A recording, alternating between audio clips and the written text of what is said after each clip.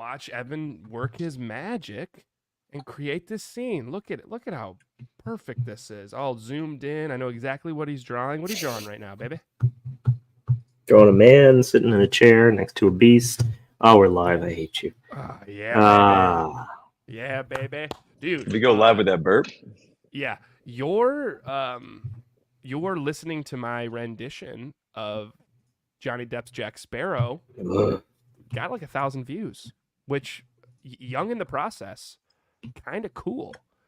41 likes. That's 41 people that took time out of their day to listen to the conversation that we had. You closing your eyes, putting yourself in this moment, picturing Johnny Depp as Jack Sparrow, to have me just blow your mind.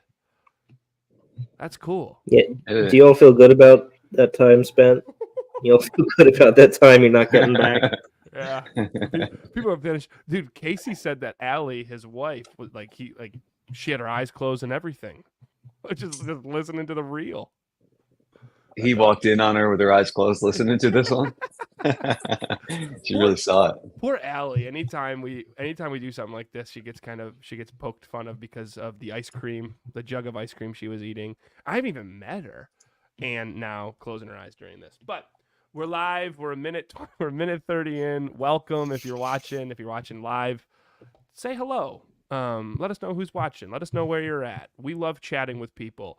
If you're watching the replay, type replay just so you kind of feel like you're a part of this. You won't be. We won't know any of the questions that you ask because we'll be gone by then. But we're all going to be gone one day. Everyone you know and love will be dead. 200 years from now, 300 years from now, no one's going to know who you were. So do whatever the hell you want. Glad we chose to wing this. we will be drawing children's books, comics, and writing short stories and novels and novellas, all in the world of Bastunia. We're the Unfound guys. My name is Dylan. I'm from Michigan, Port Huron, Michigan. We have Matt. Where are you at, Matt? Right here. There he is. Eventually, you can see me. Eventually moving to Port Huron, Michigan. And we have Evan. There he is. And he's where? San Francisco. But eventually, he's moving to Port Huron, Michigan. Okay. Today, we're gonna do a scene from Becc and Ceith. We're gonna talk Behind the Shroud, which is like completely finished now. Matt, is that true? Yeah, it is. I'm gonna ask you questions on like what it took, like those final adjustments. We're gonna talk the editing process. So if you're writing your own book and you want to know what the book production process is all about, feel free. I'll ask Matt some questions, as well as Evan. You're kind of doing book production on the children's book by like shifting some of the pictures and the prose, yeah? Depends on how you define book production, but yeah. I'm gonna find that book production because it is very much developmental editing. That's the most animated Evan I've ever heard. Calm down, Evan. You're scaring us. Make sure we clip that 3 minutes 20 seconds when John eventually watches this again. Okay. Matt, go ahead. How do we want to start this? How are you? How are you doing? I was having, I don't want to say a crappy day, but I was having one of those days where I'm like, oh my gosh, I want the day to be done so I could fall asleep at 6. I was just like a lot on my plate. And then we started this. And since we've been talking for the last 15, 20 minutes, I got a new jolt. I'm ready. I'm very pumped. This is not sponsored by, but maybe one day, Mountain Dew Baja Blast is now in a can. That's oh my god, man! What are you doing? I'm sending it to Astrid for her 3rd birthday. 4th birthday. She's 5. 5. Joke's on you. Time machine. So for her 6th birthday, she's getting a bunch of Mountain Dew Baja. When is her birthday? Redacted? I'm not telling you. Redacted. It's not for you to know. Fun fact for anyone watching, we got to see what Evan looks like earlier this week, and hopefully Matt took a screenshot because my kid came into the room and he wanted to meet his Uncle Evan. So Evan actually came off video to say hello to Ceith. That's pretty cool. That's me though, Matt. That's how I'm doing. That's long. Go ahead. Back to you, Matt. Oh, I'm doing great. I'm day one of a long weekend, and I feel like been going on work so hard lately that it's taken half a day just to like kind of shrug off. I don't know, my work clothes. Feel like it's clinging to me, but it's releasing. I'm excited to like take 3 days and just be fully creative. Take a shower, dude. Change. Get out of your work clothes. Mm-hmm. If you are here and you have questions, because we like now we have a bunch of different things, like a bunch of different avenues going. We have children's book that we're working on. We have an origin novel that will come out June of 2024. We have a novel, Behind the Shroud, that we've just completed.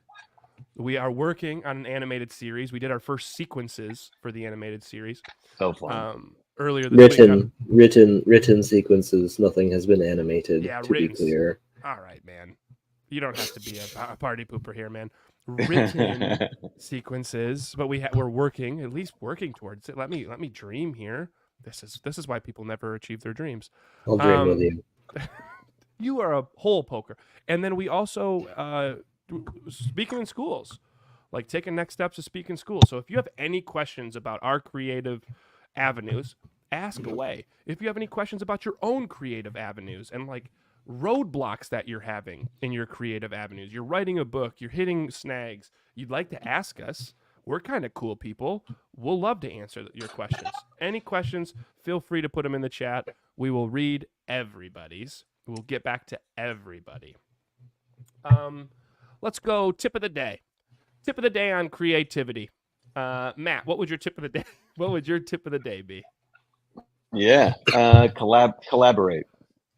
Okay, tell Collaborate us more. with people. Why collaborate? Because I've just seen with this Behind the Shroud how much better the story got as soon as some other eyes got onto it. Like, so complete. And now looking back on it, when I thought it was complete, it's like laughable. And it was probably, it has some glaring holes.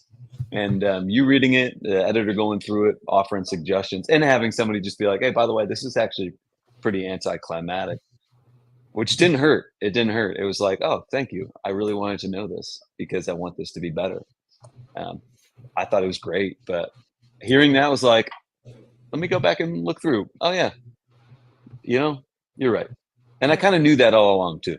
And I can also imagine, like, when you're in it, though, you're thinking of this scene, you're making the most of it. So to be able to have other eyes on it, I agree. I think it'll be fun to talk about, like, giving tough feedback or what you perceive as tough feedback. Yeah. In the editing process, when we talk about edits, I'm looking at your comments that are already in here. Man, but I curious with you, Evan, before we go your creative tip of the day, I don't know if I could be creative by myself. Like, I think it would just be very, very difficult. Like, if I didn't have people to bounce ideas off of, to poke holes in my dreams and shit like that. But as an illustrator, do you feel the same way, or is it easier? Do you feel sometimes as an illustrator to be like, yo, lock myself in a room and just start drawing? I think it depends on what you're working on, or more than anything, probably like what kind of stage of your career you're at. It's really hard to learn and grow in a vacuum. Once you're at the point where you're working on like, so you got all this dust coming in, right? Like dust and dirt in the ground. Yeah, it sucks. Oh man, that took too long. What? God damn. Once you're like working on professional contracts and things like that, then you do what you got to do to get to the end and get to the deliverable that you need to create.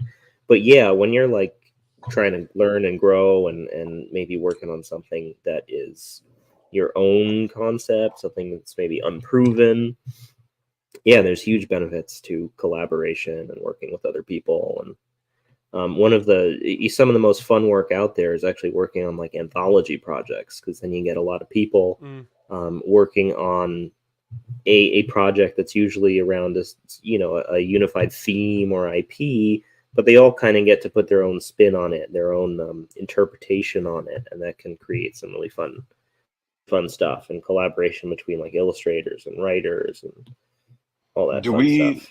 do we duplicate that here, or I was gonna say, do you see whether we do now, or do you see a world in which we can in Unfound Yeah, Adventures? Studio? totally. I mean, and seeing an Unfound Adventures anthology, a Bostonian anthology of stories or short comics or just just art is definitely something that I could see in the future. do you think a true anthology typically is a bunch of people working in the same medium, or somebody draws, No, somebody writes? not necessarily at all. In fact, like one of the most recent projects that I'm trying to get off the ground is an anthology that features, it features short stories and like microfiction. It's also going to feature more like conceptual work within the IP. So that's going to be like a collection of illustrations around, maybe in this world without necessarily a story. It's really kind of just like a bit of lore drop, or like an encounter, since this is really for an IP. Yeah. So lots of different ways to approach it. Even short comics are potentially going to be featured. So it's cool. exciting. It's fun to work on stuff like that. It can also be challenging, though. It's the blank page problem. If you tell an artist, "Here's this," I hate you. We're hearing you, man. Am I back? Am I back? Yeah. Am I back? Am I back? Am I back? I hate you. It can go any kind of ways. It can also be a challenge because the blank page syndrome. You present an artist with a prompt, you can do anything. That's really tough because they have no parameters to work with. There's no framework. Yeah. There's no, they don't know how to start. Dude, blank page is tough. By the way, Evan, Doug is here. He had really good thoughts on what you were just saying. He said hello with a wave. Do you think? Hello. Thank you. The whole blank page is what I think. At the core of Bostonia is cool. It's like, we're creating a world where you don't have, like, you actually already have things moving, right? So from what I'm hearing from you, Evan, that's easier to step into as an aspiring creative because you at least have a sandbox to play in. Yeah, absolutely. The question I wanted to come back to with Evan is, I would say, like, in our creative journeys and our creative masteries, I could be wrong, but like, you have been the furthest with it. Matt's working on his 2 books, like, very, like, making momentum as well. But I'm like, you've been art director on working with a bunch of people, like, affected this illustration craft. So you were saying early on, it's very tough to work in a vacuum by yourself. Later, it can be easier. With where you're at now, what would you say, like, is the percentage of, like, time you'd rather work by yourself versus time you'd rather be collaborating? I mean, I don't ever really want to work by myself per se. Sometimes it can be helpful. You just need some focus time, but it's not like I would ever really want to just work on my own on a project. It's always nice to have collaborators, whether they're other artists or writers or the creators, the game designers, whatever the case may be. So I would say never. Yeah. I have my own ideas for my own personal projects that I think I'd have the usual growing pains of how do I, seed control of this idea that I'm so attached to. But at some point it's got to happen if you want to see it if you want to see it come to life. Yeah. Can't do everything. Creative tip of the day from Evan Winston Art. What's your creative tip? Draw more. Doesn't matter if you're not an artist or if your medium is an art, just draw more. I'm kind of fascinated by this approach to drawing this guy who's behind the post, in front of the post, eventually taking away the post, but it's a unique way to do it. Yeah. Wait, will you take away the post or will you add the post and we just don't see this part of his body? No, the post is there. I'm drawing like figures into the scene, and I'm doing that by drawing through, for instance, the post which is in front of him, because that helps me maintain like continuity in my forms. I make sure that the foot isn't all of a sudden floating off in a direction it shouldn't be because I decided to just not draw the lines through the post. Yeah. It's really just like, you know you're going to erase some of that out, but it still serves a purpose in establishing the structure that you need to make a believable form. Also, Simple with as it, that. if you see the characters, you're actually going to see one of the characters that are one of the kids that we work with drew just right of where Evan is, and he's sitting right by the water. So Josiah created the calling Centrac, for those that remember, been following us for a while. Builder calling, back for I think our second Kickstarter. He's a big drawer. I think he's going into second or third grade right now. Wants to be an illustrator. Loves Pokemon. Created Centrac, and we wanted to find a way to put Centrac in our books. So Evan, can we slide a little bit to the right? Yeah, can you see him? No, I can't. I can Can only you see see him. him? I can't see Centrac. I'm still seeing the old guy. Really? Seems like my screen is stuck. Then let me try and Yeah, while you kill it do and that, rejoin. I'm gonna move. This is Centrac for those that know. No, can we zoom in, Matt, or no? Sure. Just to zoom into like his drawing and then what we turn it into. Yeah, that's what Josiah drew. Centrac. He's a builder strategist, and then if we scroll down, this is what Evan turned it into, right?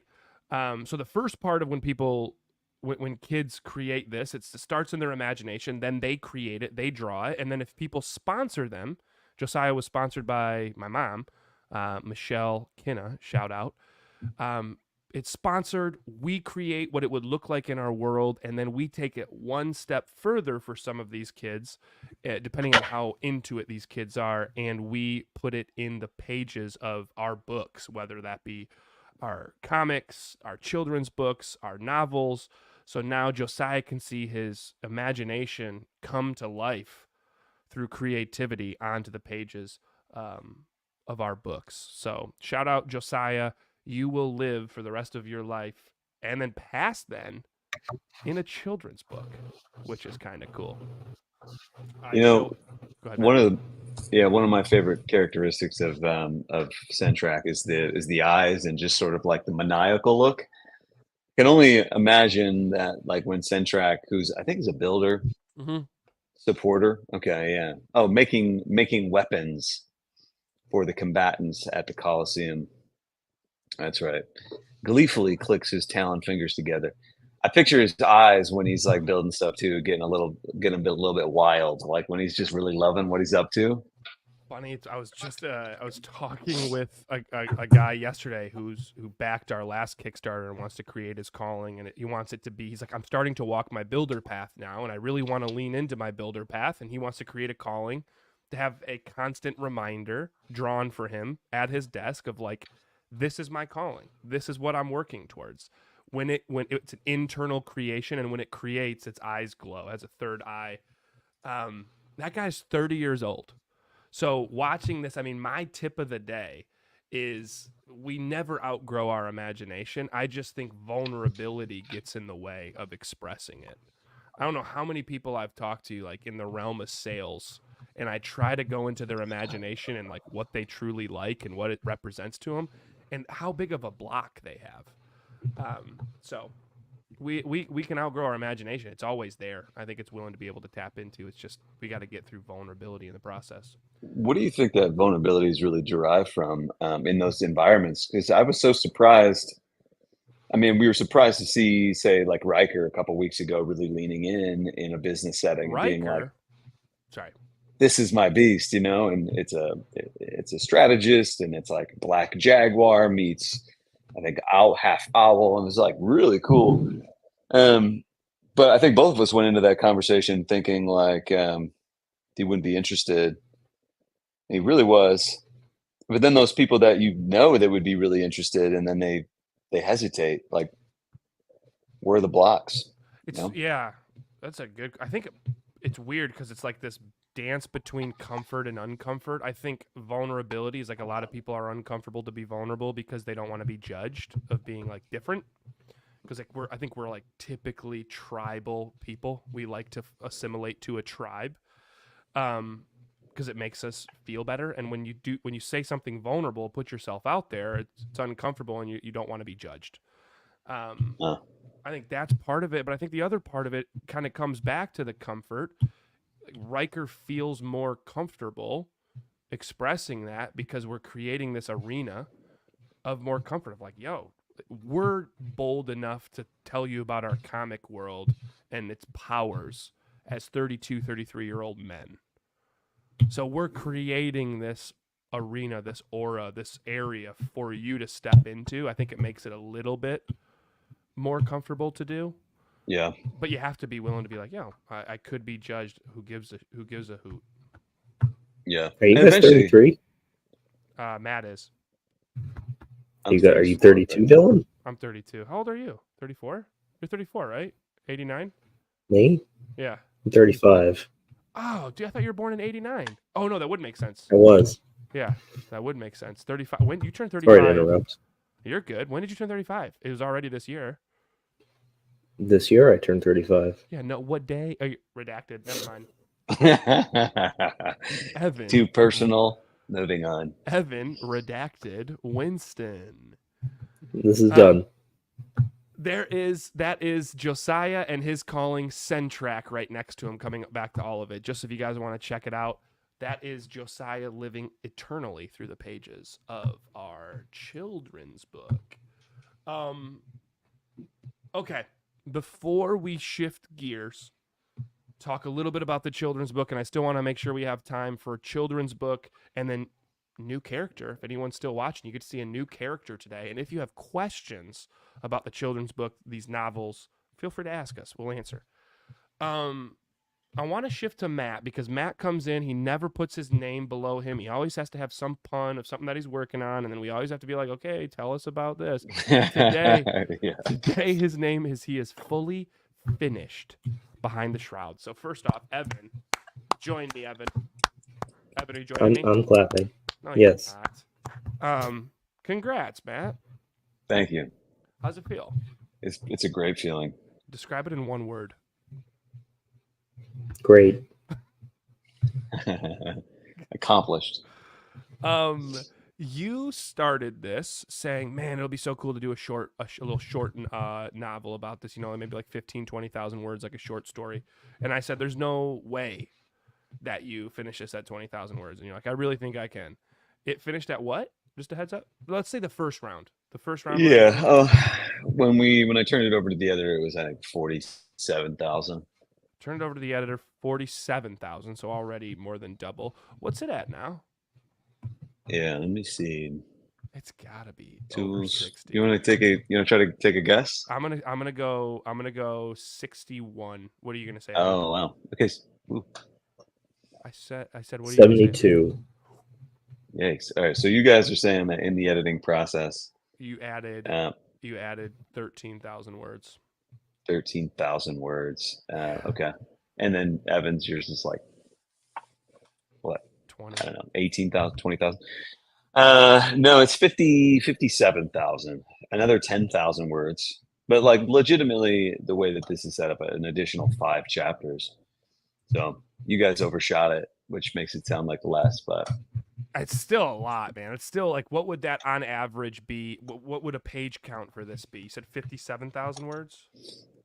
57,000 words. I usually think of like 300-ish words on a page. 190 page book that you did, man. Yeah. We're going to go into the whole editing process. Because when you edit, you get edits for, they're called copy edits and content edits. Content edits are also called developmental edits. For Matt's ego, we're going to say copy edits and developmental edits. What would be an example of copy edit, Matt? Sentence structure, grammar. Someone uses the word irregardless, and you find out that everyone hates that. It's a dumb word, dude. It doesn't even make sense. It's a double negative. Yeah, well, that's what it seems like. But also, it has been used for 200 years as a way to emphasize regardless. I'm just kidding. I did my research last night to make that post, but I don't care. I changed it. So copy edits being more like, like this isn't spelled right, commas, maybe shift up the structure of this sentence, maybe even like chapter, it's like not reading right, but it's like the simplicity of like reading flow. Whereas developmental edits would be what? Oh, welcome people that just came in. Feel free to say hello. We're talking about our novel coming out, going through the editing process. So if you have a creative process, you have any questions or what we're doing, feel free to ask. Developmental edits, Matt, what would a developmental edit be? Thinking back through some of the developmental edits that you guys gave, you said about the end, you said, this is anticlimactic. I'm like, okay, I got to figure out structurally how to make it more interesting, more exciting. Lindsay said something like, compared to Harbinger, for some reason, I'm not finding myself really caring about the characters at all. Anticlimactic is there's not a C. There's not a second C. Are you serious? There's three C's. There's not a middle C. I deleted it. Yeah, get that out of here. Ooh, that's been bad. That would be an example of a copy edit. But developmental edits being like, hey, the like the juice, the core of like a core component of this story is off. Like we need to go back and make some shifts to it, right? Which in your case led to an additional 10,000 words. I think you created at least 5 more chapters, right? Yeah, I think exact 5 more chapters. Did a lot of things to. Go ahead. Sorry, I was going to say you come back, you kind of have chapters to kind of give us more backstory on Joran and why he is who he is, more backstory on Pendelv, maybe some of his callings, the connection between Joran and this Eld Weiser he grew up with. When you hear things like that, because I was one of those edits. I finished the book. I was so like in my mind, I'm like, I've got to give Matt his flowers first. He completed this. It's incredible. All in all, like very good. And then there was a part of me that's like, I don't want to tell him that the last few chapters, like I couldn't, like it didn't feel like I didn't get that climax, right? Like I didn't want to tell him that yet. And then once you're like, hey, I'm done. And I'm like, oh shoot. I have to tell him that I have an edit before we completely finish. Yeah. And what did I say to you? I'm going to finish the edits today. All excited. It was like 2 weeks ago. No, you're gonna hate me. And you're like, well, go in, and I'm like, because again, I'm literally just coming in and being like, yo, it's anticlimactic. It feels to me like it should be climactic, but anyway, it's anticlimactic. I'm not seeing this picture. I don't know how they're beating these people. It feels very quick. I give that to you, and your response is, wow, thanks. So do you have, like, when you first get edits like this, does it hit the ego at all? Do you have to work through something? Like, again, for a creative out there. Oh, God. Speaking of creatives out there. It's good to have collaborators that you have similar tastes. And so when someone, different enough too. So like someone can say, hey, alter this to cater to this thing that maybe you don't have a taste for, but it's necessary. And so I value our relationship. I value you as an editor. I'm not just turning this over to any old person and saying, hey, give me your feedback. I have done that with people in the past, and I find myself receiving it as information and sometimes feel a little weird about it. Like, oh, I'm going to let this person down by not taking their edit, but it was just, I didn't think it was a good edit. So it helps to trust you. My ego wasn't involved in that because I think I recognize what the rough draft is supposed to be. It's not the finished product. It's a milestone in itself to accomplish the rough draft. And then you dig in again, like you're still in the arena, you're still fighting. Now we got to get toward having a finished manuscript. We're a long way from done at rough draft. And like while you're assessing its shortcomings, you might as well assess all the shortcomings. So I was in that. I'm attached to the idea of having this story be as great as it can be because I think it's so close that if it's amazing, that could change the whole trajectory of everything. If it's average, because I got a little lazy toward the end and I just wanted it to be done and my ego got involved and my life is just going to be the same as it always was. And like, it really is a good investment of time to put your ego aside and take the edits. Yeah. And like looking at it now, right? Your thoughts, because you and I were texting about this earlier this week. What specifically were we texting Yeah. about? I just think it's more of, you're like, wow, we have so much more depth to these characters. We have, I do feel like it's shifting more towards the amazing rather than the average. Yeah. Well, and I realize that I have a lot of imagery of the characters that comes from spending so much time crafting their dialogue, and I can trust for the most part that characterization in those moments is coming through. But then again, like someone comes in and they point out, like, yeah, I have some confusion around why exactly Saw is this way.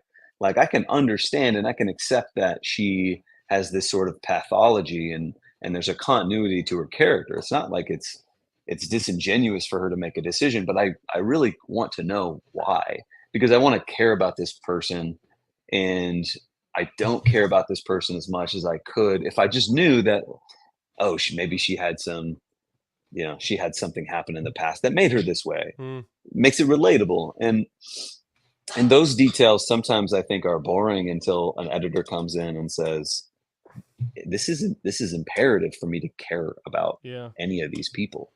Well, and in that, by the way, Casey said that he just wrote some prose and he's received edits. Now he has to learn how to edit prose. I'm curious what you're working on, Casey. And two, oh, I know what he's working on. What's he working on? You tell us. Let's hear it from Evan instead. Yeah, this is awesome. No, well, Casey, I mean, Casey, let me know if you don't want me to share. I'm not going to share the details of what you wrote, but he wrote a short story, which he will also be illustrating for the anthology I mentioned at the beginning of this. Heck yeah. Talk about anticlimactic. Dang. That's wrong. I'll Yeah. make that comment too. That's awesome. Okay, then I won't ask about the world or go further in depth because we don't want to take that away from Casey, unless we can talk about that. Well, the world is a shared IP. It's a cyberpunk setting that has already been gamified. But yeah, I won't go into the details of his story. That's up to him.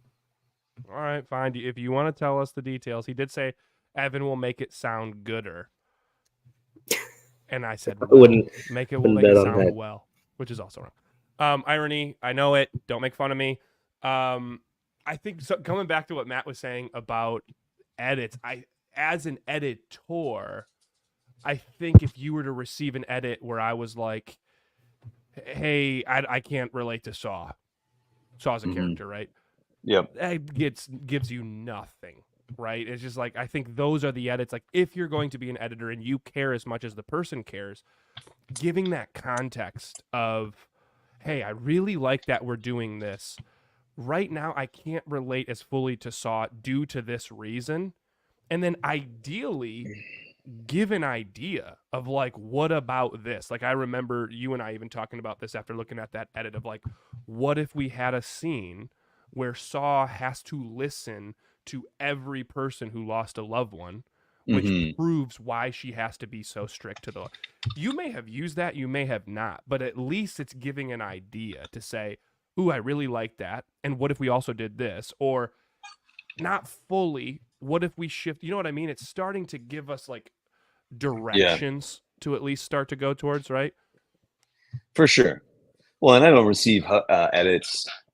The beauty of spending time being creative is someone will give you an obstacle. And if you don't have very much creativity or none, you're going to say, well, I have no recourse here. You spend more time being creative. And I think this applies to life. Obstacles are just, things to sidestep, things that, with a little bit of time, you'll find a good way around it.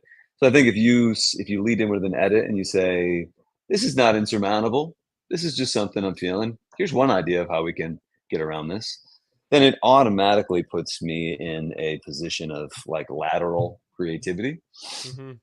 And sometimes those ideas, I did take that idea, I built on that idea, but it's in there. I'm gonna look for it actually. Yeah. A kid uniting a fractured culture against a common enemy by becoming a martyr. You've been working on. okay. You've been working on Log lines, bro? Is Come this on, man. Is this log line? Come on, Casey. Let's He's go. put on Let's his writer's go. hat. He put what?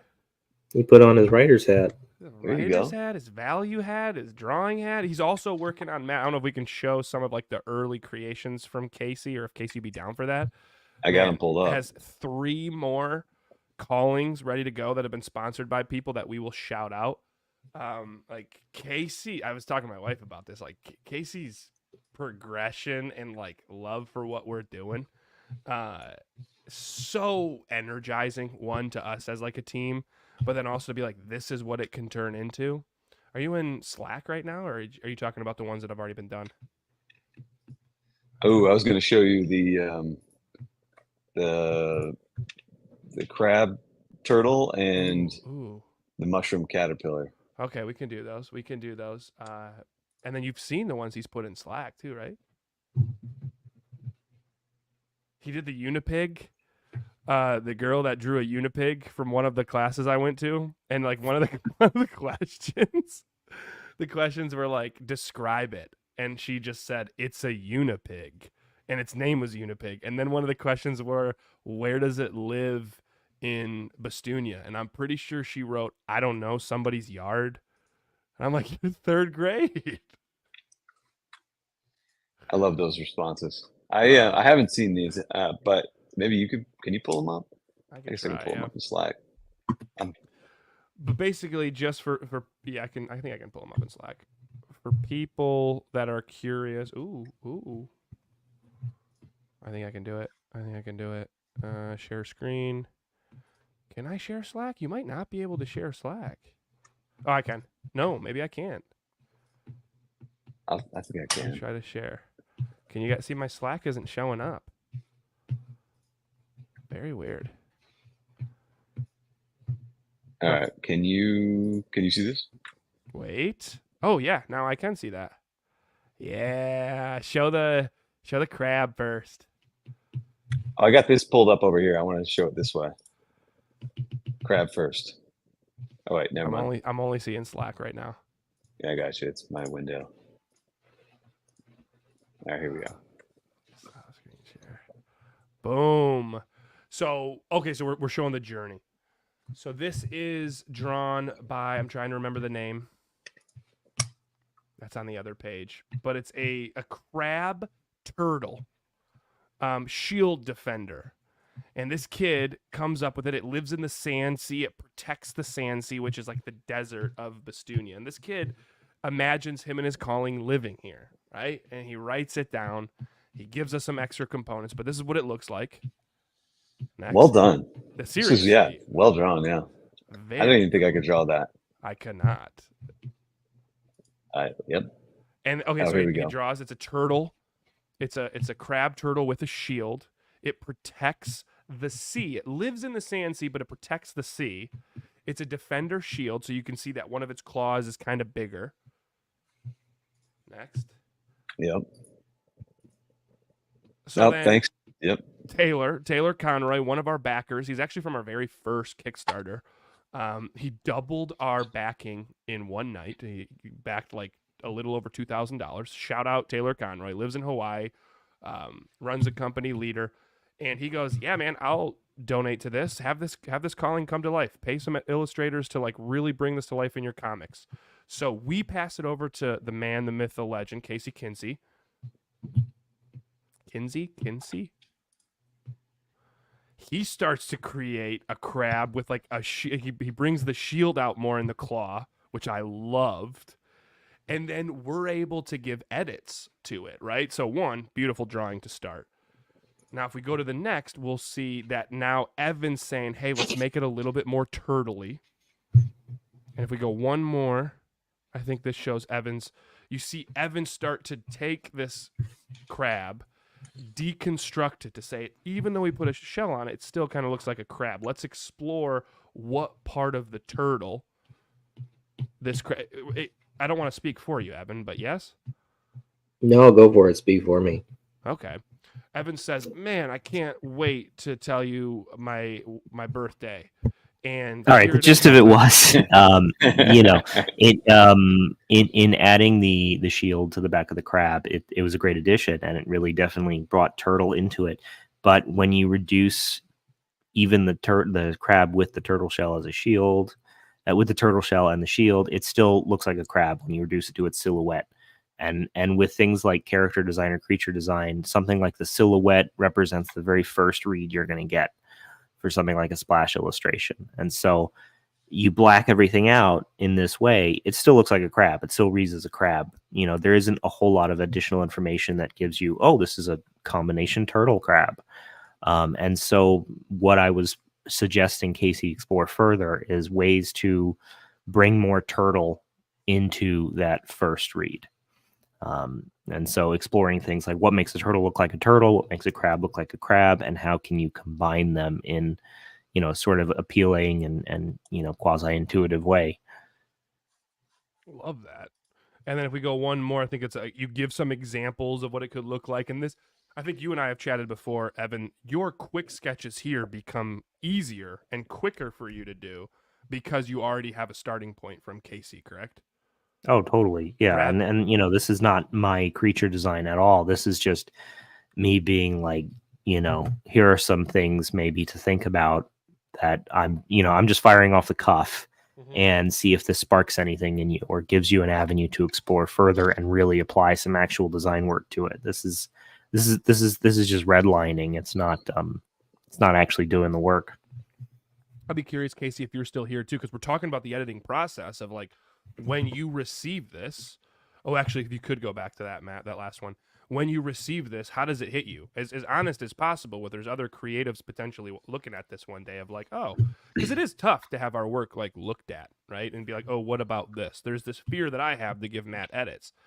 But not only in our process does Evan give his like illustrative edits, Matt and I have the ability to come in and know the lore.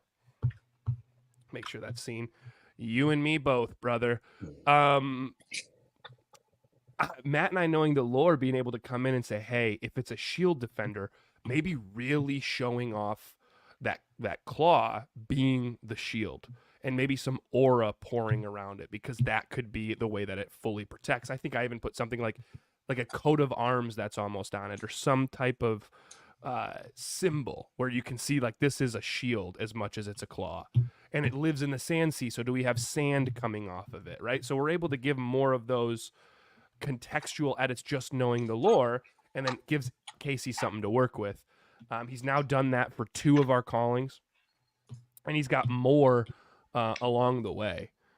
Super excited about him. So shout out Taylor Conroy for this one. And then we just showed a mushroom caterpillar that was sponsored by. I would have never seen what Casey saw here. I was like, wow, look at that. Tells you a little bit about it. If you zoom in, it says it can shapeshift to anything. It loves building. It likes to build houses. It loves to live with me, and it loves fruit. It likes to take things apart too. Did you see that? Yeah, and then it loves to build, and it loves to live with me, and it loves fruit. But then it's sponsored by, if we want to click to the right now, Joey Sapanic sees this. Shout out Joey, lives down in Tennessee. He's a sales and management consultant. He goes, yeah, make this, like, pay people to make this. This is awesome. Next. Casey's like, all right, let me start working on it. This was amazing. And then one more to show the values. Boom. Which to me, Evan, as I'm learning about values, the first thing that I see, and I imagine, would be mushroom cap, right? Yeah. See, so I would imagine that's. So you're talking about silhouette. First thing I see is that dark shadow underneath the mushroom cap, I see, which is the creature's face. Well, I'm learning as well. Love the shadows of the antenna. Those are great. I think it's so good. Man of It many captures words. the lighting. Doug loves it. Yeah, turned out awesome. I think it's so good. And then can we also huge shout out to Joey. There are more of these coming. Casey's in the first stages. And then Matt, do you want to describe what we'd like to do with this? Do you want me to? With our website? Oh yeah. You go ahead. Yeah, you described it really well the other day. Can so at our website, we want really for you all to get like we want to create an interactive world for young kids to like throw themselves into, to find where they would live, to like to gain this self-awareness, right? Because these young kids don't like they're willing to be vulnerable, they're willing to get uncomfortable. It's like they don't even have this sensor in their mind yet. They're like, this is where I'd live, this is who I'd be, this is what I care about, and they find themselves through creating these. And they live in certain areas of Bastunia. So what we eventually want to do in the next couple of months is when you go to our website, www.unfoundadventures.com, nice plug, Dylan, you'll be able to see an entire map of our world. And in that map, you'll see a bunch of red X's and gray X's spread throughout the world. And if you click those red X's, it'll have a pop-up that shows the kids calling that they drew, along with a picture of the person that sponsored them and a picture of what we turned it into, along with a small write-up of that calling's lore. That kid, that calling's lore, they can see at all times. They can come to the website and say, that's where I live in Bastunia, that's my calling. And then the person if you don't want a website to go to, uptownadventures.com, I'd love to know where that takes you. And if you see a gray X, you can click it and you'll be able to see a pop-up of the kids drawing not yet coming to life. And it will give you the chance as a follower of ours to back that kid's calling creation. So we can pay our illustrators to bring it to life in our world, and this will be ever growing. So we absolutely love y'all and what you do. And a perfect example of this would be what I'm about to share and go back to Evan. So we are now working on a children's book. As you know, Evan gave a bunch of really good edits to it. We're probably not going to have time for it today to talk about those edits. Evan, I apologize. But in this children's book, we're going to follow Becc and Ceith going on crazy adventures around the world of Bastunia in the broken chain of the eastern shore near the water temple. These young kids, kind of a Viking society, are going to go island to island to meet new kids and learn lessons from those kids and meet their callings. So the first book is all about Becc and Ceith. And then for our last Kickstarter, you had the ability to back at a tier to have a book created about your child. So one of the backers, and he said that I could do this, one of our backers, Justin DeWitt, said, I would love if my kid could be immortalized in these and be able to teach lessons. So I said, great, man. We'd love to do it. So he backed at that tier for his son, Lucas. And what he did is we sent us pictures of what Lucas looks like. Here's Lucas. Matt thought this was Ceith. What a great godfather. That's his son, Lucas. We're gonna turn him into we're gonna fictionalize his name a little bit, truncate it to just Luke, and we're in between Luke the Lighthearted, Luke the Lightseer, Luke the Lightfoot, but he's going to be able to teach a lesson of being able to see the good in things that might scare us at first. Becc and Ceith are going to go to this very dark island that is scary at first until Luke the Lightseer shows them around and shows that these eerie shadows aren't as scary as we think they are when you get closer. So that's a lesson that is taught by Justin's kid, and this is who we're going to turn him into in our book. So can we go back? So you see Becc and Ceith here. They're gonna now meet Luke. What are we feeling? Are we leaning anyway, guys? Luke the Lightseer, Luke the Lightbringer, Luke the was gonna be Luke the Light, but thank you very much. Thank you very much, Casey. I'm curious, like from a story standpoint, what Lucas wants to teach, what Justin wants to see his son teach too. And lighthearted would be like, hey, Becc and Ceith are feeling down about something. They're shipwrecked on the rocks. They're all like grouchy. Oh, but here comes Luke, the lighthearted, to help them see what's great about this. Hey, now we get to hang out for another night. I don't know. I think it just depends what story he wants to tell. Yeah, if you think that I told you everything about his son not collaborating with his dad, you're 100% wrong. So we were saying like being able to shine light on things that appear scary. So that being Oh, said, beautiful. will we say more light seer? Doug loves lighthearted. Lights. Evan doesn't. Yeah. Anything come to Evan? Light seer, light bringer, light keeper, lighthearted definitely works. Light Ooh, bearer. Light keeper. Ooh, I like light bearer too. So that's what we're gonna create. This is amazing that you just did this on the spot. Like I honestly think out of all the things that we put Evan on the spot for, drawing somebody's kid has to be up there. Yeah, no pressure. Would you say that's the highest pressure you have, Evan? I mean, it's up there. It's not like we're going for like, realistic likeness. It's not, hold it up to a photo of Lucas and you're not going to be like, oh, that's him. Can But you zoom out a little bit again? I do hope to capture like something that at least the parents can see in this that says that kind of evokes their son. That's the goal. And so, I mean, you, Dylan, Keith is yours. So, you tell me if. Well, that's I know the it doesn't thing. look like him, but I don't that's know. I not see really him. the point either. Doug All right. Grumpy, his Grumpy's here, which is Douglas Barr is my dad, his grandfather, but he goes by Grumpy.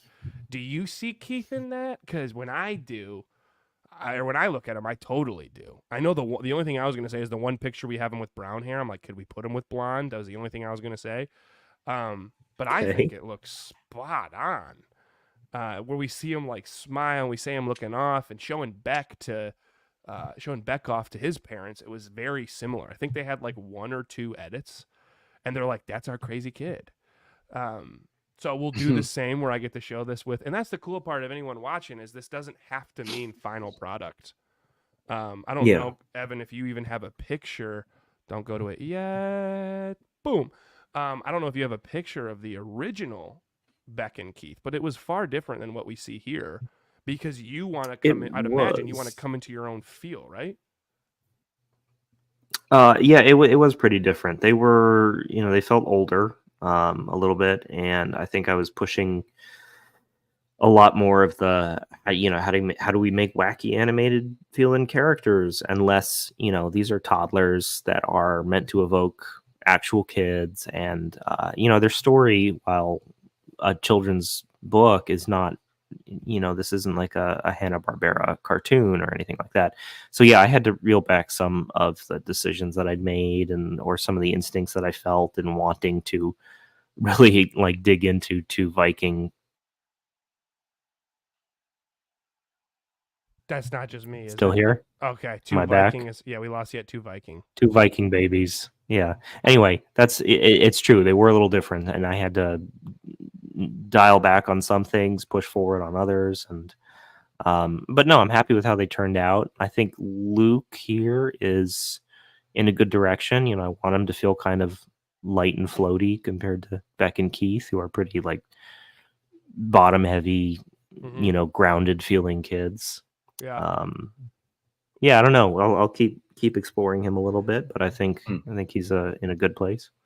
I think one that's amazing in the editing process, and just to kind of finish the editing process as we wind down here, and then Matt, I'll pass it over to you. Anything that you're seeing, I really emphasized to Luke's dad today. I'm like, hey man, we're gonna give it a first stab, right? And there's gonna be room for edits. You're gonna have time to like say, oh, can we shift this? I really like this. Can we shift this? Right? Because I think sometimes we can be so like enthralled of like, that's my kid. And that was one of the things I was going to say in the editing process. Matt, I know you and I can kind of differ on this at times because I'm very heavy-handed with it, is I love giving context before I give any edits. Even if it is like, hey man, you might like this, you might not, totally up to you. And everyone always tells me, man, you don't need to give me that much context. I get it. But in my mind, I think it still softens the blow, the fact that I always give context. And it gives people like, it almost centers their awareness before they react to what I'm saying. Where if I'm just like, hey man, don't worry about it. You can edit this. You can edit the kid if you want. Like, there's a part of me that's like, when you give more context, it kind of helps someone to know what to step into, especially when they're new to it, right? Like Justin's never edited what his kid would look like from an Illustrator. So the more context you can give, in my opinion, the better. Thoughts, Matt?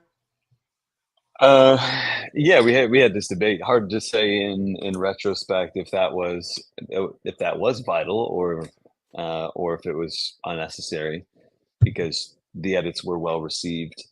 If it makes you feel better, by all means. Maybe sometimes just throw it out there and say, hey, by the way, anticlimactic, and then see how I respond.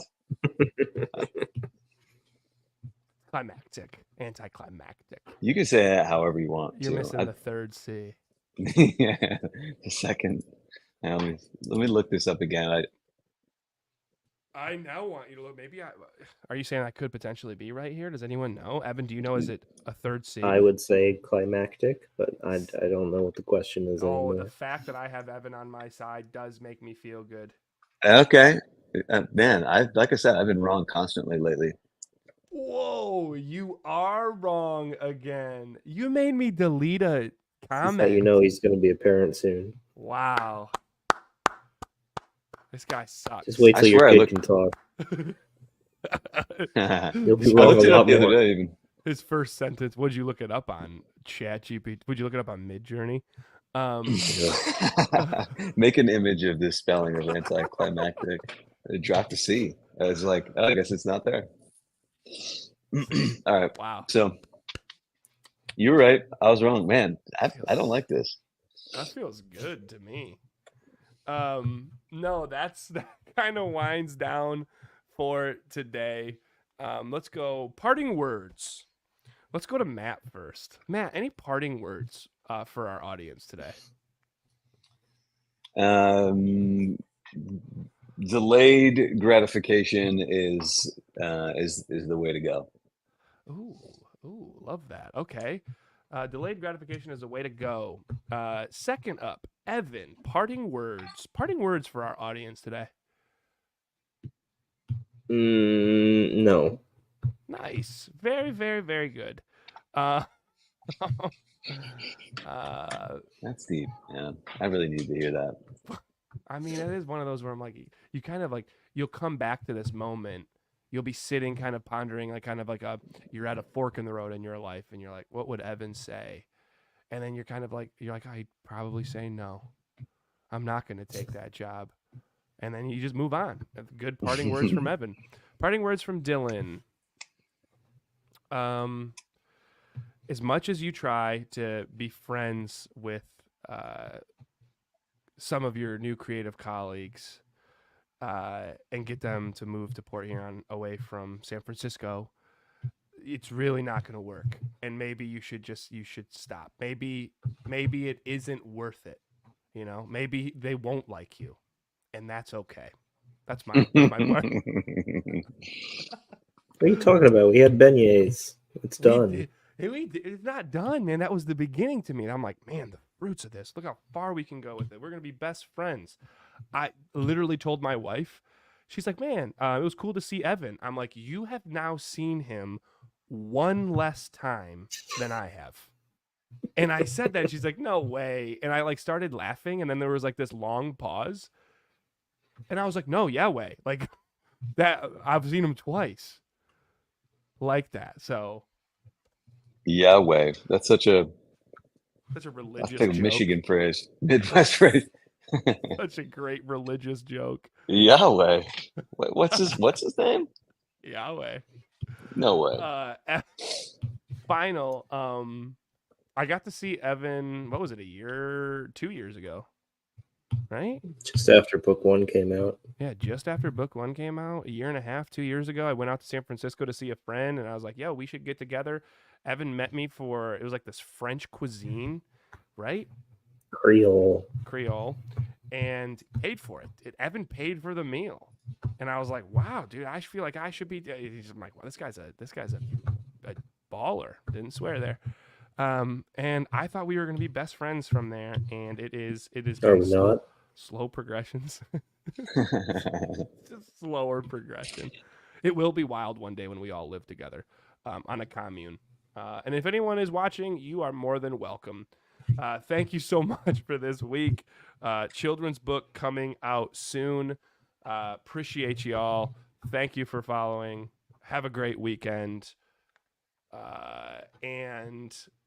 Lesson of the day: you can take eggs on a plane for a carry-on. We're out of here.